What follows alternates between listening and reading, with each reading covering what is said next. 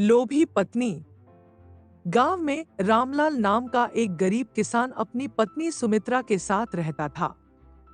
रामलाल ईमानदार और मेहनती था, लेकिन उसकी पत्नी सुमित्रा बहुत लालची थी।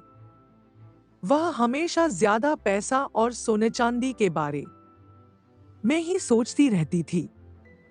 रामलाल को जो भी कमाई होती, वह घर के खर्च और जरूरतों में ही लगती।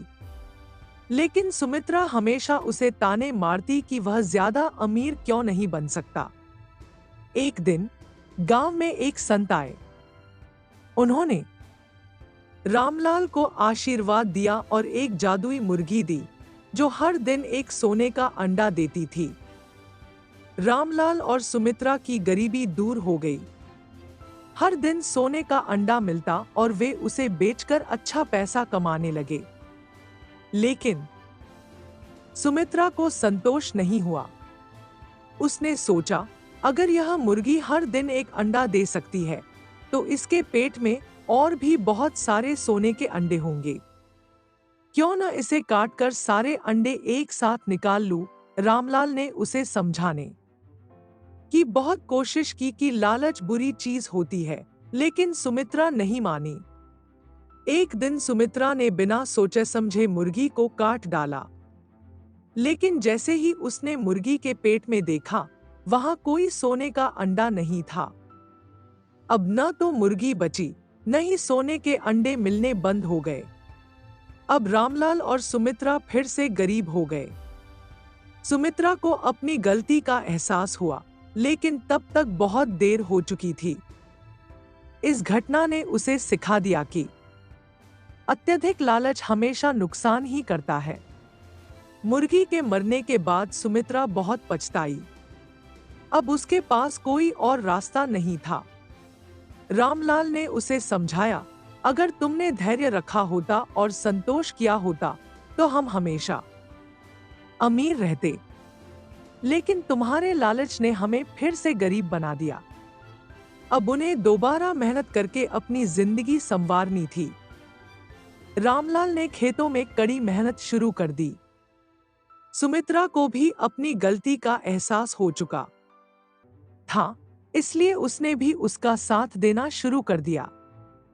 पहले वह केवल पैसे और ऐशो आराम के बारे में सोचती थी, लेकिन अब उसे समझ में आ गया था कि ईमानदारी और परिश्रम से ही असली सुख मिलता है। कुछ समय बाद उनकी हालत धीरे धीरे सुधरने लगी। सुमित्रा अब लालच छोड़कर रामलाल का साथ देती थी। उन्होंने मिलकर अपनी जिंदगी फिर से बसाई। एक दिन वही संत दोबारा गांव में आए। सुमित्रा दौड़कर उनके पास गई और अपने किए की माफी मांगी। संत मुस्कुराए और बोले, बेटी, जो हुआ उसे बदला नहीं जा सकता, लेकिन तुमने अपनी गलती से जो सीखा, वही सबसे बड़ी दौलत है। संत ने उन्हें आशीर्वाद दिया और कहा, अगर सच्चे मन से मेहनत करोगे तो खुशहाली जरूर आएगी। रामलाल और सुमित्रा ने यही किया। धीरे धीरे वे फिर से संपन्न हो गए, लेकिन अब वे लालच नहीं, बल्कि मेहनत और ईमानदारी से जीवन जीने लगे। सुमित्रा अब पूरी तरह बदल चुकी थी। पहले जो औरत सिर्फ सोने चांदी के पीछे भागती थी, वह अब मेहनत और ईमानदारी का महत्व समझ चुकी थी। उसने गांव की औरतों को भी यह सिखाना शुरू कर दिया कि लालच से कुछ हासिल नहीं होता, बल्कि मेहनत से ही असली सफलता मिलती है। धीरे धीरे सुमित्रा और रामलाल की मेहनत रंग लाई। उनका खेत पहले से ज्यादा फल फूल रहा था। अब वे न केवल अपने लिए अच्छा जीवन जी रहे थे, बल्कि गांव के गरीब लोगों की भी मदद करने लगे। वे अनाज बांटते, जरूरतमंदों को काम पर रखते और गांव के बच्चों को शिक्षा के लिए प्रेरित करते। गांव के लोग उनकी इज्जत करने लगे। सुमित्रा, जो पहले केवल पैसा चाहती थी, अब लोगों की भलाई में सुख महसूस करने लगी। कुछ साल बाद वही संत फिर से गांव में आए। जब उन्होंने देखा कि सुमित्रा और रामलाल ने अपनी जिंदगी को मेहनत और ईमानदारी से संवारा है, तो वे बहुत खुश हुए। संत ने कहा, अब तुम्हें एक और आशीर्वाद देना चाहिए, लेकिन इस बार कोई जादुई मुर्गी नहीं, बल्कि तुम्हारी खुद की मेहनत ही तुम्हें सुखी रखेगी। सुमित्रा ने मुस्कुराते हुए कहा, गुरुदेव, अब हमें किसी जादू की जरूरत नहीं। हमने सीख लिया है कि मेहनत और ईमानदारी ही असली दौलत है। रामलाल और सुमित्रा का परिवार खुशहाल रहा। उन्होंने अपनी संतानों को भी मेहनत और ईमानदारी का पाठ पढ़ाया। उनका गांव भी संपन्न हो गया, क्योंकि अब सभी लोग समझ चुके थे कि लालच विनाश की जड़ है और मेहनत ही सबसे बड़ी पूंजी है। अब सुमित्रा न केवल अपनी गृहस्थी संभाल रही थी, बल्कि गांव की महिलाओं को भी प्रेरित कर रही थी। गांव के लोग, जो पहले आलसी थे और छोटे-मोटे काम करने से कतराते थे, अब मेहनत की असली कीमत समझ चुके थे। रामलाल ने गांव में एक छोटी पाठशाला भी बनवाई, जहां बच्चों को पढ़ाई की अहमियत बताई जाती थी। सुमित्रा, जो कभी लालच में अंधी थी, अब जरूरतमंदों की मदद करने में ही अपनी खुशी ढूंढती थी। उसने गांव में एक बचत समूह भी शुरू किया, जिससे छोटे किसान और मजदूर बिना सूदखोरों के चंगुल में फंसे ईमानदारी से पैसा उधार ले सके और अपना काम बढ़ा सके। एक दिन गांव में एक व्यापारी आया, जो गरीब किसानों को लालच देकर उनके खेत सस्ते दामों में खरीदने का काम करता था। वह सुमित्रा और रामलाल के पास भी आया और उनसे कहा, अगर तुम मुझे अपना खेत बेच दो, तो मैं तुम्हें ढेर सारा सोना दूंगा। तुम्हें फिर कभी मेहनत करने की जरूरत नहीं पड़ेगी। सुमित्रा मुस्कुराई और बोली, हमने पहले ही लालच का परिणाम देख लिया है। अब हमें सोने की नहीं, बल्कि अपने ईमान और मेहनत की परवाह है। गांव के अन्य लोगों ने भी व्यापारी की बात ठुकरा दी। व्यापारी को आखिरकार खाली हाथ गांव छोड़ना पड़ा। रामलाल और सुमित्रा के प्रयासों से गांव का नाम दूर दूर तक फैल गया। अब यह गांव मेहनत, ईमानदारी और आत्मनिर्भरता का प्रतीक बन चुका था। राज्य के राजा तक इसकी खबर पहुंची और उन्होंने गांव के विकास के लिए विशेष अनुदान दिया। इससे गांव में और भी सुधार हुए, नए स्कूल, कुएं और सड़कें बनाई गईं।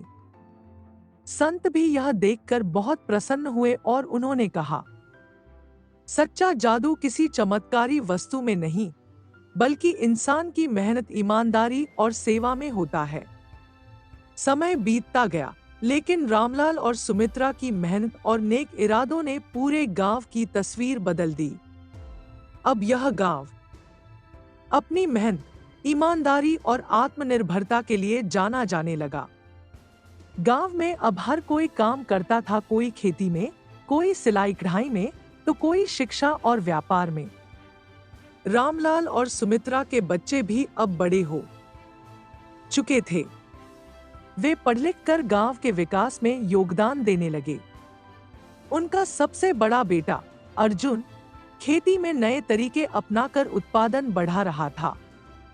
उनकी बेटी राधा गांव की महिलाओं को शिक्षित कर रही थी और छोटे बच्चों के लिए स्कूल में पढ़ा रही थी।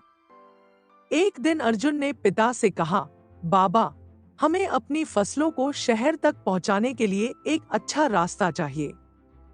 अगर हमारे गांव की चीजें शहर में बिकेंगी, तो हमें और फायदा होगा। रामलाल को यह बात सही लगी। उन्होंने गांव वालों के साथ मिलकर राजा से मिलने का निर्णय लिया।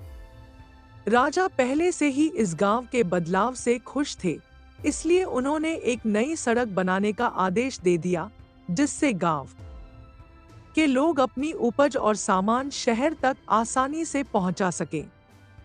अब सुमित्रा केवल एक गृहिणी नहीं थी, वह गांव की सबसे सम्मानित महिला बन चुकी थी। जो महिला कभी लालच के कारण अपनी खुशियों को खो बैठी थी, वही अब दूसरों की खुशियों का कारण बन चुकी थी। राजा ने सुमित्रा को गांव की महिलाओं के उत्थान के लिए सम्मानित किया।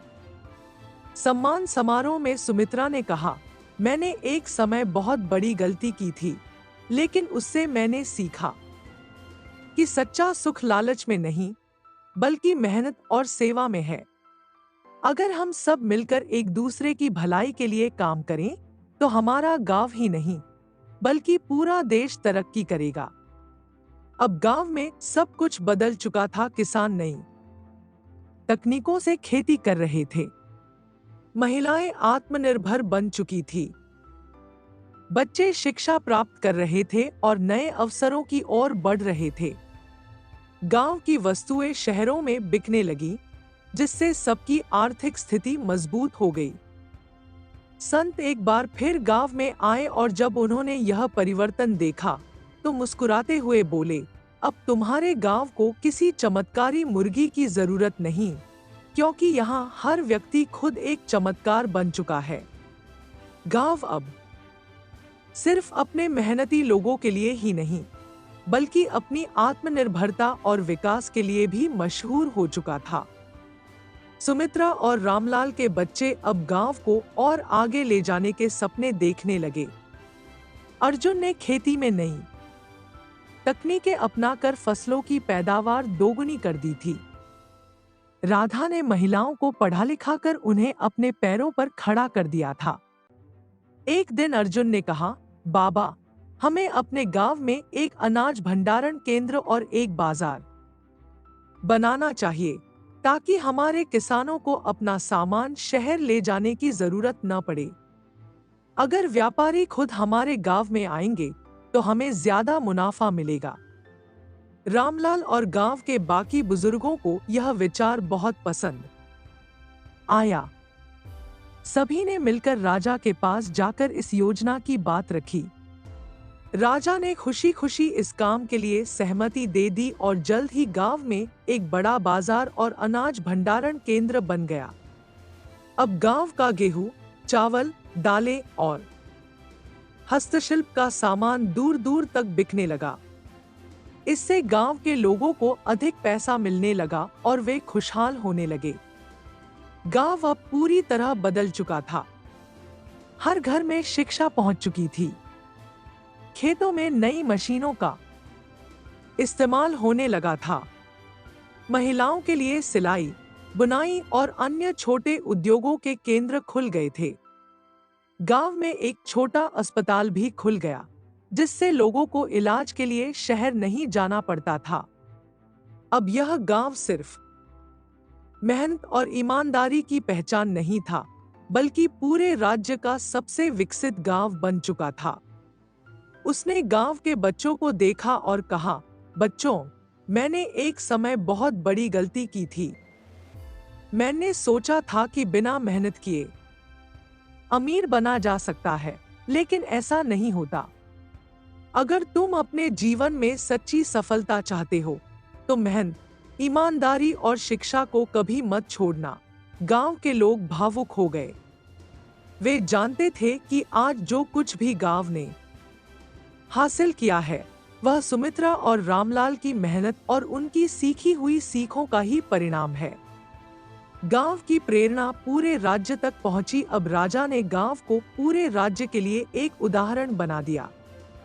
दूसरे गांवों को भी यही सिखाया गया कि कैसे मेहनत, ईमानदारी और समाज के विकास से कोई भी गांव आत्मनिर्भर बन सकता है।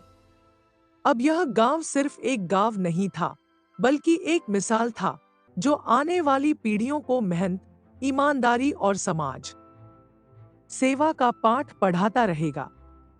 कहानी से सीख। अत्यधिक लालच विनाश का कारण बनता है। लालच का परिणाम हमेशा बुरा होता है। संयम और धैर्य से ही सच्ची सफलता मिलती है। मेहनत और ईमानदारी से किया गया काम ही असली धन होता है। लालच छोड़ो, मेहनत से आगे बढ़ो। सच्ची खुशी दूसरों की भलाई में भी होती है। जादू से नहीं, मेहनत से ही जिंदगी संवरती है। लालच के बजाय मेहनत को अपनाओ। ईमानदारी से कमाया गया धन ही सबसे कीमती होता है। समाज की भलाई के लिए काम करने से असली सुख और सम्मान मिलता है। गलतियों से सीखो और आगे बढ़ो।